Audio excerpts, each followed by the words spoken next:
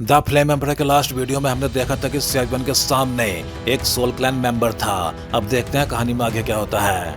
Damn it, seven के soul power बेहद विशाल थी, इसलिए क्लिफ के नीचे मौजूद लिu चिंग के ओरा और उसके साथ एक बिल्कुल अनजान ओरा को भी उसने तुरंत महसूस कर लिया। फिलहाल उस अनजान ओरा की पहचान तो उसे नहीं थी, लेकिन किसी वजह से वो ओरा उसे बेहद बेचैन कर रहा था। उसे महसूस हो रहा था कि उस महिला की पहचान और उसकी पावर दोनों ही बिल्कुल नॉर्मल नहीं थी। लेकिन इस समय सेवन के पास ये सोचने का टाइम नहीं था कि लिu चिंग यहाँ कैसे पहुंची। उसकी स्पीड अचानक कई गुना बढ़ गई। उसने अपनी पीठ से एंसेंट हैवी रूलर निकाला और सीधे मैन इन ब्लैक की ओर जानलेवा अटैक कर दिया। उस समय लिu चिंग और डू चीफी अभी भी क्लिफ के नीचे रस्सियों के सहारे ऊपर चढ़ रही थी। रात का घना अंधेरा था, दोनों सिर्फ हल्की सी रोशनी के सहारे आगे बढ़ रही थी। इसके अलावा क्लिफ के नीचे एक बेहद पावरफुल रेस्ट्रिक्शन मौजूद था, जिसकी वजह से वहाँ पे कोई भी डोबसी इस्तेमाल नहीं कर सकता था। अगर इसी समय मैन इन ब्लैक का अटैक उन दोनों पे पड़ जाता तो परिणाम बेहद भयानक होता। सेवन ने तुरंत पूरी ताकत से चिल्ला के कहा, लिu चिंग दुश्मन है, सावधान। ओह, लिu चिंग की सोल स्ट्रेंथ भी कमजोर नहीं थी। वो फेरी रैल में ब्रेक थ्रू करने के बेहद करीब थी और उससे बड़ी बात, वो सेवन के ओरा से अच्छी तरह परिचित थी। सिर्फ उसकी आवाज सुनते ही उसने बिना एक पल की देरी किए सेवन को पहचान लिया। उसने तुरंत डू चीफी को पकड़ के रस्सी के सहारे वापस नीचे खींचा। डू चीफी नाराज होकर बोली, सिस्टर लिu चिंग आप क्या कर रही हैं? हम तो लगभग ऊपर पहुंच गए थे। हालांकि वो विरोध कर रही थी, लेकिन लिu चिंग ने उसकी एक नहीं सुनी और उसे जबरदस्ती नीचे खींच लिया। और ठीक अगले ही पल, जहां कुछ सेकंड्स पहले वो दोनों चढ़ रही थी, वो पूरी जगह अचानक विस्फोट के साथ चकनाचूर हो गई। विनाश इतना भयानक था कि वहां पे कुछ भी नहीं बचा। सब कुछ एक पल में पूरी तरह मिट गया। ये सीन देख के डू चीफी ने ठंडी सांस भर ली। अगर लिu चिंग उसे नीचे ना खींचती तो उस समय वो उसी जगह पे होती और उस विनाशकारी अटैक के सामने उन दोनों में से कोई भी जिंदा नहीं बचता। उसी समय मैन इन ब्लैक गुस्से से चीखा, लिटिल बास्टर्ड, तो तुम मेरा पीछा कर रहे थे। अभी अभी किया गया अटैक उसकी काफी ताकत खर्च कर चुका था। जब उसने पीछे मुड़कर देखा तो सामने खड़ा व्यक्ति सेवन ही था। सेवन ने बिल्कुल शांत आवाज में कहा, काफी देर से तुम्हारे पीछे हूँ। ब्लैक रोप पे लिपटी फायर हेड तियानियन फ्लेम की वजह से सेवन उस आदमी की घोस्ट एनर्जी से बिल्कुल नहीं डर रहा था। भले ही मैन इन ब्लैक ने उसे पहचान लिया हो, उसके चेहरे पर जरा भी घबराहट नहीं थी। मैन इन ब्लैक दांत पीसते हुए बोला, लड़के, मैं अभी तक तुमसे अपना हिसाब बराबर भी नहीं कर पाया था और तुम खुद मेरे सामने आ गए। सेवन हल्का सा मुस्कुराया, लगता है तुम्हारी पहचान भी कुछ खास है, लेकिन चाहे तुम कोई भी हो, आज तुम यहाँ से जिंदा वापस नहीं जाओगे। मैन इन ब्लैक जोर से हंसा, आज तुम्हारी मौत हमारे सोल क्लैन की महान जीत का पहला बलिदान बनेगी। इतना कहते ही उसने नीचे मौजूद दोनों लड़कियों का पीछा करना छोड़ दिया। उसका पूरा शरीर ब्लैक स्मोक में बदल गया और बिजली की रफ्तार से सेवन की ओर टूट पड़ा। सेवन ने नीचे देखा और कहा, जल्दी ऊपर आओ, इस आदमी को मैं संभाल लूंगा। दोनों लड़के बिना देर किए रस्सी के सहारे ऊपर चढ़ने लगी। कुछ ही पलों बाद वो दोनों क्लिफ के ऊपर पहुंच गई। ऊपर पहुंचते ही डू चीफी जोर जोर से सांस लेने लगी। अभी मौत से बचने का डर और लगातार रस्सी चढ़ने की थकान दोनों ने मिलकर उसकी पूरी ताकत निचोड़ दी थी। दूसरी ओर लिu चिंग जैसे ही सेवन के पास पहुंची, उसके चेहरे पर राहत भरी मुस्कान आई। सेवन, मुझे पता था तुम बिल्कुल ठीक हो। उसके दिल का भारी बोझ आखिर उतर गया। अगर सेवन को कुछ हो जाता तो शायद वो खुद को कभी माफ नहीं कर पाती। लेकिन अगले ही पल दोनों लड़कियों की नजर आसमान की ओर उठी। वहाँ ब्लैक स्मोक और रेड फ्लेम की भीषण टक्कर पूरे स्काई को रोशन कर रही थी। सेवन की भयंकर फायर वेव्स लगातार मैन इन ब्लैक के ब्लैक स्मोक को जला के खत्म कर रही थी। मैन इन ब्लैक घबरा कर चीख उठा, डैम इट, ये कैसी फ्लेम है? ये मेरी डोची और यहाँ तक कि मेरी सोल पावर को भी जला रही है। इतना कहते ही वो तेजी से पीछे हट गया। ग्रेट थाउजेंड वर्ल्ड में सोल क्लैन की ब्रांचेज हर जगह फैली हुई थी, लेकिन सोल क्लैन की डोची बाकी लोगों से बिल्कुल अलग थी। वो अपनी डोची को सोल पावर कहते थे। ये नॉर्मल डोची या डोजन पावर से कहीं अधिक पावरफुल होती थी, क्योंकि इसकी जड़ सीधे सोल फोर्स से निकली होती थी।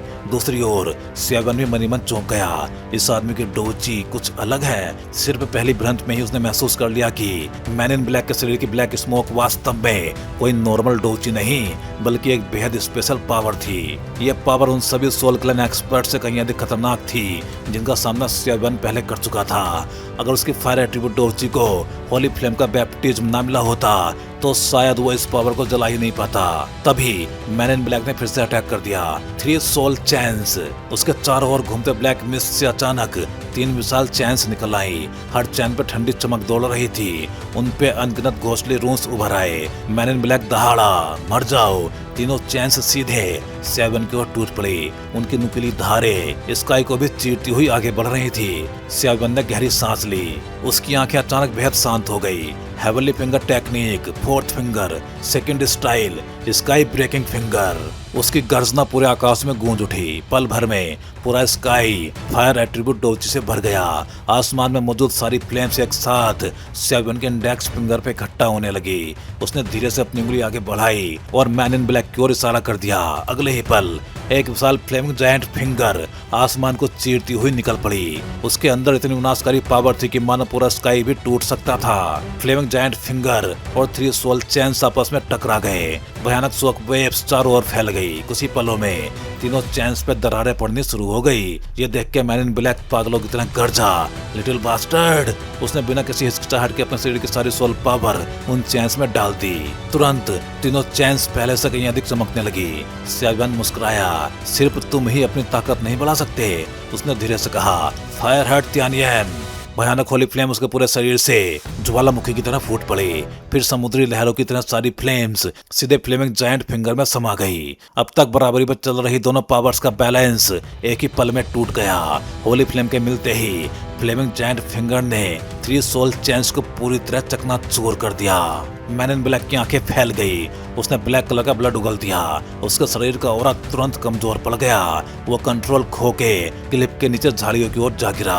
दूसरी ओर सेवन ने भी हल्की खांसी ली। उसने हाथ हिला के स्काई में बची हुई एनर्जी वेव्स को धीरे धीरे खत्म कर दिया। फिर बिना टाइम गंवाए वो मैन इन ब्लैक का पीछा करते हुए क्लिप के नीचे उतर गया। उसी समय अंधेरे में छिपे डू तियान फेंग और सिटी लॉर्ड ये सब देख रहे थे। दोनों के चेहरे पे गहरा सदमा था। सिटी लॉर्ड धीमी आवाज में बोला, अभी सेवन ने जो खाकी कलर फ्लेम यूज की, अगर मेरा अंदाजा सही है तो वो होली फ्लेम है। डू तियान फेंग गंभीर आवाज में बोला, होली फ्लेम। ग्रेट 1000 वर्ल्ड में ऐसी पावर सिर्फ सबसे ग्रेट एक्सपर्ट्स के हाथों में होती है। आज उसे अपनी आंखों से देखने का मौका मिला है। भला हम दोनों हैरान कैसे ना हो। सिटी लॉर्ड ने गहरी सांस लेते हुए कहा, रास्ते में कुछ देरी हो गई थी, इसलिए मैं टाइम पे नहीं पहुंच पाया। लेकिन सेवन, ये लड़का चाहे टैलेंट हो या स्ट्रेंथ, दोनों ही मामलों में आम लोगों की पहुंच से बहुत आगे निकल चुका है। उसके चेहरे पर साफ हैरानी थी। आखिर किसी ने भी ये नहीं सोचा था कि सेवन अकेले अपनी ताकत से उस मैन इन ब्लैक को हरा देगा। दूसरी ओर डू तियान फेंग ने धीरे से कहा, चलो अब हम भी नीचे चलते हैं। इतना कहके वो सीधे क्लिप की ओर उतर गया। स्टारी स्काई की रोशनी में 2 खूबसूरत परछाइयां चुपचाप खड़ी थी। डूची भी अभी भी सेवन को देख रही थी। उसने धीमी आवाज में कहा, सिस्टर ल्यूचिंग, ये आदमी कितना पावरफुल है। डूची भी स्वभाव से बेहद घमंडी और चुनौतियां पसंद करने वाली लड़की थी, लेकिन अभी भी उसने अपनी आंखों से सेवन को मैन इन ब्लैक को हराते हुए देखा था। उसके मन में पहली बार सेवन के लिए गहरा सम्मान और उससे मुकाबला करने की इच्छा पैदा हो गई। डूची भी किसी आम यंग मिस की तरह नहीं पली बढ़ी थी। बचपन से ही उसे मार्शल आर्ट्स की ट्रेनिंग मिली थी। थंडर फोर्जिंग वैली के वैली मास्टर ने उसके लिए जितने भी पावरफुल ओपोनेंट्स ढूंढे, डूची भी ने उन सभी को हरा दिया था। यही वजह थी कि वो सिर्फ खूबसूरत ही नहीं बल्कि उसकी ताकत भी बेहद डरावनी थी। उसी समय ल्यूचिंग और डूची भी नीचे झाड़ियों की ओर देखने लगी जहाँ सेवन मौजूद था। उन्हें बिल्कुल पता नहीं चला कि डू तियान फेंग और सिटी लॉर्ड कम उनके पीछे आके खड़े हो गए। अचानक एक गंभीर आवाज सुनाई दी, चीफी। ल्यूचिंग ने पीछे मुड़कर देखा। डूची को भी आवाज कुछ जानी पहचानी लगी। जैसे ही उसने पीछे देखा, उसका चेहरा एकदम सफेद पड़ गया, मानो उसने कोई राक्षस देख लिया हो। उसने बड़ी मुश्किल से कहा, फिफ्थ ब्रोदर। ल्यूचिंग भी तुरंत पलटी। डू तियान फेंग की गंभीर आंखें देख के वो जल्दी से बोली, थर्ड मास्टर, चीफी बस। लेकिन डू तियान फेंग ने बीच में ही रोक दिया, ल्यूचिंग, तुम थंडर फोर्जिंग वैली की सम्मानित गेस्ट हो, लेकिन इसका मतलब ये नहीं है कि चीफी तुम्हारे साथ इस तरह बाहर घूमे। उसकी आवाज पूरी तरह गंभीर थी। तभी चीफी अचानक मुस्कुराई। वो दौड़ के सीधे डू तियान फेंग के पास पहुंची। उसने अपनी जेट जैसी हथेली से उसकी स्लीव्स पकड़ ली और बच्चों की तरह झुलाते हुए बोली, फिफ्थ ब्रोदर प्लीज, इस बार पिताजी को मत बताइए।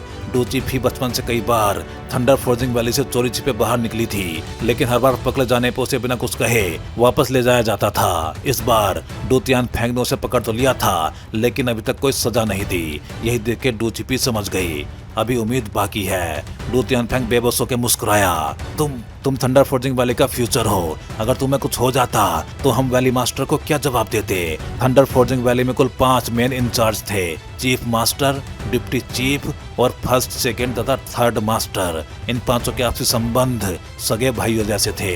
इसलिए डू तियानफेंग वैली मास्टर की बेटी डू चिफी को अपनी छोटी बहन की तरह मानता था। डू चिफी ने तुरंत मुस्कुरा के कहा, फिफ्थ ब्रदर चिंता मत कीजिए, मैंने बहुत कुछ सीख लिया है। मैं कभी भी थंडर फोर्जिंग वैली का नाम खराब नहीं होने दूंगी।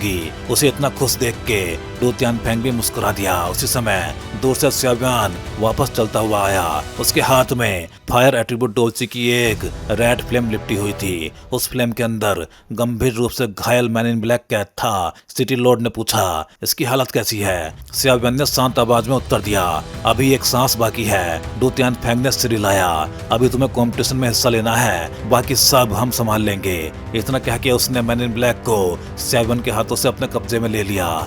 जांच करने पे सचमुच उसमें अभी हल्की सी सांस बाकी थी। स्याव्यान ने धीरे से कहा, thunder forging valley, thunder realm और ली सिटी का डिस्ट्रीब्यूशन मैप वो पहले ही भेज चुका है। डू तियानफेंग ने स्याव्यान की ओर देखा, फिर हल्की मुस्कान के साथ आंख दबा के बोला, सब हमारे प्लान के अंदर ही था। ये सुनकर स्याव्यान भी मुस्कुरा दिया। तो ऐसा था? उसी समय डू चिफी ने दोनों को ध्यान से देखा। उससे हैरानी हो रही थी, आखिर उसका फिफ्थ ब्रदर आमतौर पर कभी मुस्कुराता तक नहीं था, लेकिन स्याव्यान के सामने उसका व्यवहार बिल्कुल अलग था। वो पूछ बैठी, फिफ्थ ब्रदर ये आखिर है कौन? डू तियानफेंग मुस्कुराया, आओ मैं परिचय कराता हूँ। उसने स्याव्यान की ओर इशारा किया। ये इस कॉम्पिटिशन के पार्टिसिपेंट स्याव्यान है। इनकी कल्टीवेशन भले ही सिर्फ 2 स्टार डोजियन दिखाई देती हो, लेकिन ये 4th rank immortal heaven rank alchemist हैं और इनकी रियल कॉम्बैट पावर बेहद भयानक है। 4th rank immortal heaven rank alchemist. डू चिफी की आंखें फैल गई। अब उसने पहली बार स्याव्यान को ध्यान से देखना शुरू किया। दोनों की एज लगभग बराबर थी। इतनी कम एज में 4th rank immortal heaven rank alchemist बन जाना सिर्फ एक ही बात साबित करता था, स्याव्यान का टैलेंट लगभग मॉन्स्टर लेवल का था। उसकी नजर स्याव्यान के पीठ पे बंधे विशाल हैवी रूलर पे गई। उस रूलर से बेहद भयानक प्रेशर निकल रहा था। फिर उसने स्याव्यान की गहरी आंखों और उसके शांत लेकिन आकर्षक चेहरे को देखा। कुछ पल के लिए वो सचमुच चौंक गई। डू तियानफेंग ने फिर कहा, और ये हैं हमारे थंडर फोर्जिंग वैली के वैली मास्टर की बेटी डू चिफी। स्याव्यान भी थोड़ा हैरान हुआ, तो ये वैली मास्टर की बेटी है? उसे सचमुच इसकी उम्मीद नहीं थी। उसने डू चिफी की ओर देखा। उसके लंबे नीले काले बाल कमर तक लहरा रहे थे। बड़ी बड़ी पानी जैसी चमकती आंखें, दूध जैसी गोरी स्किन और लंबा अट्रैक्टिव शरीर उसे पहली नजर में बेहद प्रभावशाली बना रहे थे। फिर डू तियानफेंग ने ल्यूचिंग की ओर इशारा किया, और ये है ल्यूचिंग, थंडर फोर्जिंग वैली की सम्मानित गेस्ट। ल्यूचिंग हल्के से मुस्कुराई, मेरी और स्याव्यान की पहचान आज की नहीं है, हम बहुत पहले से एक दूसरे को जानते हैं। ये सुनकर स्याव्यान भी मुस्कुरा दिया। हाँ, काफी टाइम हो गया, ल्यूचिंग ने मजाक के अंदाज में कहा, तुम सच में बहुत लकी हो। स्याव्यान ने सिर खुजाते हुए मुस्कुरा कर जवाब दिया, उस समय सिचुएशन ही ऐसी थी, मेरे पास कोई दूसरा रास्ता नहीं था। डू तियानफेंग ने तीनों युवाओं को देख के कहा, कुछ ही दिनों में टॉप 25 का कंपटीशन शुरू होगा। इन कुछ दिनों में अच्छी तरह आराम कर लो। फिर उसने डू चिफी और ल्यूचिंग की ओर देखा, अगर तुम दोनों भी कंपटीशन में हिस्सा लेना चाहती हो तो सीधे सेकंड स्टेज से एंट्री मिलेगी। ये सुनते ही डू चिफी खुशी से उछल पड़ी। Thank you fifth brother. City Lord भी आगे बढ़ा, अब हमें वापस जाना होगा, अभी बहुत जरूरी काम बाकी है, तुम लोग भी सावधान रहना। तीनों ने एक साथ सिर हिला दिया। जी, जहाँ तक सोल क्लैन के मैन इन ब्लैक का सवाल था, उससे जुड़ा मामला बेहद बड़ा था, इसलिए स्याव्यान ने खुद पूछताछ करने के बजाय उसे थंडर फोर्जिंग वैली के हवाले करना ही सबसे सुरक्षित समझा। कुछ ही पलों बाद डू तियानफेंग और ली सिटी लॉर्ड घायल मैन इन ब्लैक को साथ लेकर वहां से चले गए। स्पष्ट था वो अब उससे पूछताछ करने वाले थे। स्याव्यान ने दोनों लड़कियों की ओर देखा, चलो, अगर यहाँ की बैटल की एनर्जी फ्लक्चुएशन से दूसरे लोग आ गए तो बेकार की परेशानी खड़ी हो जाएगी। ल्यूचिंग और डू चिफी ने हल्का सा सिर हिलाया। फिर तीनों साथ वापस उस माउंटेन रेंज की ओर लौट गए जहाँ सभी पार्टिसिपेंट्स रह रहे थे। वहाँ पहुँच के उन्होंने एक शांत जगह चुनी और दोनों लड़कियां वहीं आराम करने लगी। लेकिन थंडर फोर्जिंग वैली के किसी भी व्यक्ति को यह अंदाजा नहीं था कि इस बार की साजिश सिर्फ सोल क्लैन और घोस्ट किंगडम तक सीमित नहीं थी। इस षड्यंत्र में सिन की मिस्टीरियस पावर भी शामिल हो चुकी थी और इसका मतलब सिर्फ एक था, बहुत जल्द पूरे ईस्ट कॉन्टिनेंट पे एक भयानक खूनी तूफान आने वाला था। देखते ही देखते 10 दिन बीत गए। आज वही दिन था, टॉप 25 प्रमोशन कॉम्पिटिशन का दिन। सुबह सुबह सेवन जल्दी उठ गया। उसने कमरे का दरवाजा खोला और सीधे उस जगह की ओर चल पड़ा जहाँ यूरेन और यूवी रह रही थी। उसने लकड़ी के घर के दरवाजे पे हल्के से दस्तक दी। दरवाजा धीरे धीरे खुला, लेकिन बाहर यूवी नहीं, सिर्फ यूरेन खड़ी थी। आज की यूरेन पहले से बिल्कुल अलग लग रही थी। उसने बेहद खूबसूरत यू स्कर्ट पहन रखी थी। उसका नाजुक और आकर्षक शरीर उस ड्रेस में और भी उभर के दिखाई दे रहा था। उसके शरीर से हल्की सी मनमोहक खुशबू आ रही थी। सावधानी से किया गया मेकअप उसकी सुंदरता को और भी कई गुना बढ़ा रहा था। वो हल्के से मुस्कुराई। चले, इतना कह के उसने दरवाजा बंद कर दिया।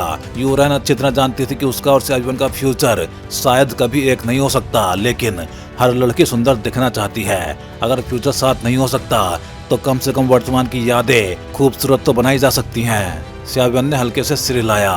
हाँ चलो। फिर दोनों साथ साथ स्पेस टेलीपोर्टेशन फॉर्मेशन की ओर चल पड़े। उसी समय ल्यूचिंग और डू चीफी भी सुबह सुबह जल्दी उठ चुकी थी। आज वो भी फर्स्ट स्टेज का कंपटीशन देखने वाली थी। पहचान छिपाने के लिए दोनों ने अपना भेष बदल लिया था। अब वो दो साधारण युवकों जैसी दिखाई दे रही थी। अचानक डू चीफी ने सामने इशारा किया। अरे वो सेवन नहीं है। ल्यूचिंग तो पहले आना ही नहीं चाहती थी, लेकिन डू चीफी की लगातार जिद के आगे उसे मानना पड़ा। आखिर दोनों कंपटीशन देखने के लिए बैरन कंपटीशन माउंटेन रेंज की ओर निकली थी। डू चीफी ने फिर से इशारा किया। वो देखो, ल्यूचिंग ने नजर उठाई, लेकिन अगले ही पल उसकी मुस्कान गायब हो गई। उसने देखा सेवन एक बेहद खूबसूरत लड़की के साथ हंसते हुए बात करते हुए स्पेस फॉर्मेशन की ओर जा रहा था। उसकी सुंदर आंखों में अचानक हल्की सी जेलसी उभर आई। डू चीफी ने कहा, चलो हम भी चलते हैं। दोनों लड़कियां तुरंत उनके पीछे पीछे बैरन कॉम्पिटिशन माउंटेन रेंज की ओर बढ़ गई। कुछ ही मिनटों बाद सभी पार्टिसिपेंट्स बैरन कॉम्पिटिशन माउंटेन रेंज के बाहर इकट्ठा हो चुके थे।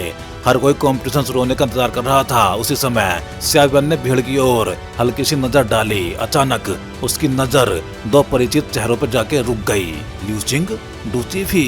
सेवन की सोल पावर बेहद विशाल थी। उसकी मेमोरी भी असाधारण थी। कुछ दिन पहले मिले इन दोनों को वह तुरंत पहचान गया। भले ही ल्यूचिंग और डू चीफी ने अपना भेष बदल लिया था, लेकिन उनकी छिपने की टेक्निक इतनी साधारण थी कि आम इंसान भी आसानी से पहचान सकता था। यूरेन ने पूछा, क्या हुआ? सेवन मुस्कुराया। कुछ नहीं, दो पुराने परिचित मिल गए। यूरेन ने फिर पूछा, जाकर मिलोगे? सेवन ने सिर हिलाया। जरूरत नहीं, कंपटीशन शुरू होने वाला है, पहले उसी पर ध्यान देना बेहतर होगा। इस बार मुकाबला आसान नहीं होगा। तभी पूरे कंपटीशन माउंटेन रेंज के बीचों बीच अचानक स्पेस हल्का सा मुड़ने लगा। फिर उसके अंदर से धीरे धीरे डुआन तियानफेंग की आकृति बाहर आई। उसकी गूंजती हुई आवाज पूरे मैदान में फैल गई। आज टॉप 25 प्रमोशन कंपटीशन शुरू होगा। वह कुछ पल रुका, फिर गंभीर आवाज में बोला, लेकिन सबसे पहले मैं तुम्हें एक बुरी खबर देना चाहता हूँ। उसकी आवाज के साथ उसका पावरफुल ऑरा भी पूरे एरिना में फैल गया। यह सुनते ही सभी पार्टिसिपेंट्स एक दूसरे को देखने लगे। हर किसी के मन में बेचैनी पैदा हो गई। किसी ने धीमे से पूछा, क्या खबर? डू तियानफेंग ने बिना भाव बदले कहा, कुछ स्पेशल कारणों की वजह से इस बार फर्स्ट स्टेज से केवल टॉप 9 पार्टिसिपेंट्स ही 4 कॉन्टिनेंट्स कंपटीशन के लिए क्वालिफाई करेंगे। उसकी आवाज में ऐसा अधिकार था कि जिसपे कोई सवाल नहीं उठा सकता था। भीड़ में तुरंत हलचल मच गई। डैम इट, तो हमारी आशंका सच निकली। एक अतिरिक्त स्थान शायद पहले ही थंडर फोर्जिंग वैली के अंदर किसी को दे दिया गया है। कई लोग आपस में धीरे धीरे बातें करने लगे। थंडर फोर्जिंग वैली हमेशा निष्पक्ष रहा है। अगर उन्होंने ऐसा किया है तो जिसने वो स्थान पाया है उसने जरूर पूरी वैली के लिए बहुत बड़ा योगदान दिया होगा। दूसरी ओर भीड़ में खड़ी ल्यूचिंग और डू चीफी ने भी एक दूसरे की ओर देखा। उन्हें तुरंत समझ आ गया कि वो एक्स्ट्रा क्वालिफिकेशन किसे मिली है। वो जगह सीधे ल्यूचिंग को दे दी गई थी। आखिर थंडर फोर्जिंग वैली का वैली मास्टर लंबे टाइम से फोरिजन इविल क्लैन की पावर से पीड़ित था। ल्यूचिंग होली सी की हाई लेवल डिसाइपल थी। उसकी पहचान भी बेहद हाई थी। उसकी ताकत भी असाधारण थी और सबसे महत्वपूर्ण बात, वो लाइट एट्रीब्यूट कल्टीवेशन करती थी और light power foreign evil clan के पावर पे बेहद प्रभावी कंट्रोल रखती थी। इसी योगदान के बदले उसे 4 कॉन्टिनेंट्स कंपटीशन की क्वालिफिकेशन मिली थी। उधर डुआन तियानफेंग मन ही मन सोच रहा था, फर्स्ट स्टेज खत्म होने के बाद मुझे फिर सेवन से मिलना होगा। देखते हैं क्या वो मुझे होली फ्लेम कुछ टाइम के लिए उधार देगा। आखिर वैली मास्टर की बॉडी की इविल पावर को पूरी तरह खत्म करने वाली एकमात्र पावर होली फ्लेम ही है। फिर उसने ऊंची आवाज में कहा, अगर किसी को कोई आपत्ति नहीं है तो टॉप 25 प्रमोशन कंपटीशन अब शुरू किया जाता है। सब लोग लॉटरी ड्रॉ करो। इतना कहते ही एक विशाल वुडन बॉक्स मैदान के बीचों बीच प्रकट हो गया। इस बार का वुडन बॉक्स पहले से अलग था। उसके चारों ओर बेहद पावरफुल सोल बैरियर बना हुआ था। कोई भी अपने सोल पावर या दूसरी पावर से लॉटरी को प्रभावित नहीं कर सकता था। हर किसी को पूरी तरह लक के भरोसे लॉटरी निकालनी थी। थंडर फोर्जिंग वैली ने ऐसा कंपटीशन की पूरी फेयरनेस बनाए रखने के लिए किया था। आखिर अब तक केवल सबसे पावरफुल एक्सपर्ट्स ही बचे थे। सेवन ने बिना ज्यादा सोचे हाथ अंदर डाला। अगले ही पल उसके हाथ में लॉटरी आ गई।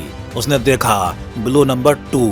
यूरेन ने भी अपनी लॉटरी निकाली। वो मुस्कुरा के बोली, मैं ब्लू नंबर 1 हूँ। अब कंपटीशन में बचे लगभग सभी पार्टिसिपेंट्स कम से कम अर्ली स्टेज 2 स्टार डोजियन से ऊपर थे। यहाँ तक कि अधिकांश लोग मिडिल स्टेज 2 स्टार डोजियन तक पहुँच चुके थे। तभी दो त्यान फेंक की आवाज फिर गूंजी, blue number 1 versus white number 1। दोनों पार्टिसिपेंट्स एरिना में प्रवेश करें। इतना कह के वो खुद कंपटीशन माउंटेन रेंज से बाहर आ गया ताकि बाहर से पूरे मुकाबले की निगरानी कर सके। सेवन ने यूरेन की ओर देखा, धीरे से कहा, सावधान रहना। यूरेन मुस्कुराई, चिंता मत करो, मैं तुम्हारी सोच से थोड़ी ज्यादा पावरफुल हूँ। इतना कह के वो सीधे कंपटीशन माउंटेन रेंज के अंदर उड़ गई। उसके सामने मौजूद ओपोनेंट भी अंदर पहुंच चुका था। दोनों कुछ देर तक हवा में एक दूसरे के सामने खड़े रहे। किसी ने भी जल्दबाजी में अटैक नहीं किया। तभी सामने वाला युवक मुस्कुराया। वो था आइस सोल पैलेस के 8 मेजर फोर्सेस में से एक बिंग लिंग। उसने यूरेन को ऊपर से लेकर नीचे तक देखा, फिर मुस्कुरा के बोला, अरे इतनी खूबसूरत लड़की, सच में मुझे उम्मीद नहीं थी। यूरेन ने ठंडी आवाज में कहा, बेकार की बातें बंद करो। अगर सच में ताकत है तो दिखाओ, वरना। वो बात अधूरी छोड़कर चुप हो गई। यूरेन और बिंगलिंग दोनों का कल्टीवेशन लेट स्टेज 2 स्टार डोजियन था। दोनों की ताकत लगभग बराबर थी, बस उनके एट्रीब्यूट्स अलग थे। यूरेन विंड एट्रीब्यूट कल्टीवेटर थी, जबकि बिंगलिंग आइस एट्रीब्यूट कल्टीवेटर था। इसलिए असली मुकाबले से पहले ये कहना मुश्किल था कि दोनों में कौन ज्यादा पावरफुल है। बिंगलिंग मुस्कुराया। उसकी आंखों में बुरी नीयत साफ दिखाई दे रही थी। इतनी खूबसूरत लड़की, अगर मैं तुम्हें मार दूं तो सच में अफसोस होगा। वो हंसते हुए बोला, ऐसा करो, अभी हार मान लो, मेरी सेकंड वाइफ बन जाओ, फिर मैं तुम्हारे जैसे फूल को मुरझाने से बचा लूंगा। ये सुनते ही यूरेन की आंखों में ठंडी चमक उभर आई। वो बिना एक शब्द और बोले दहाड़ उठी, बेशर्म, मर जाओ। उसने तुरंत अपनी डोची को छोड़ दिया। विंड ईगल स्टॉर्म, नीले हरे रंग की विंड एट्रीब्यूट डोची उसके चारों ओर घूमने लगी। कुछ ही पलों में सैकड़ों फीट बड़े कई सैन हरिकेन्स आसमान में प्रकट हो गए। पूरी माउंटेन रेंज में विशाल ईगल की तीखी चीख गूंजने लगी। यूरेन ने अपनी हथेली आगे बढ़ाई। जाओ। आदेश के साथ वो सभी सियान हरिकेन्स एक साथ मिलकर लगभग 100 मीटर विशाल एक विंड ईगल में बदल गए। अगले ही पल वो विशाल ईगल तूफान की रफ्तार से बिंगलिंग की ओर टूट पड़ा। उसकी स्पीड इतनी भयानक थी कि रास्ते में स्पेस भी फटने जैसी तेज ब्रेकिंग विंड साउंड पैदा करने लगा था। तो भाई लोग, इस वीडियो में बस इतना ही। चलिए फिर जल्दी ही मिल। सभी चैनल मेंबर्स का बहुत बहुत धन्यवाद, क्योंकि भाई आप सभी मेंबर्स की वजह से काफी बूस्ट मिला है इस चैनल को, और मुझे भी काफी ज्यादा मोटिवेशन मिला है, जिससे कि मैं द फ्लेम एम्परर सीरीज को लगातार अच्छे से एक्सप्लेन कर सकूं। उम्मीद है आप सभी लोग, फिर चाहे चैनल मेंबर्स हों या फिर सब्सक्राइबर्स, ऐसे ही एनिमेटेड मूवीज के साथ बने रहेंगे।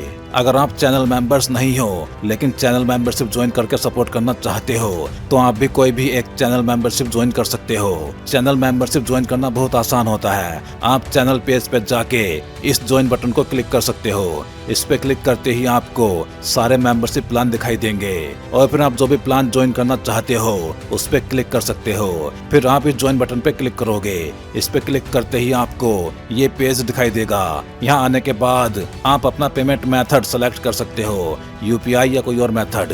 फिर आप जैसे ही इस बाई बटन पे क्लिक करोगे आपको एक क्यूआर कोड दिखाई देगा। ये क्यूआर कोड जिसको स्कैन करके आप अपना पेमेंट प्रोसेस कंप्लीट कर सकते हो, और बस अब आप भी बन जाओगे इस चैनल के एक मेंबर, और अब आपको अभी अपने प्लान के हिसाब से अर्ली वीडियो एक्सेस मिलना स्टार्ट हो जाएगा। तो भाई लोग, एक बार फिर से आप सभी मेंबर्स का दिल से धन्यवाद।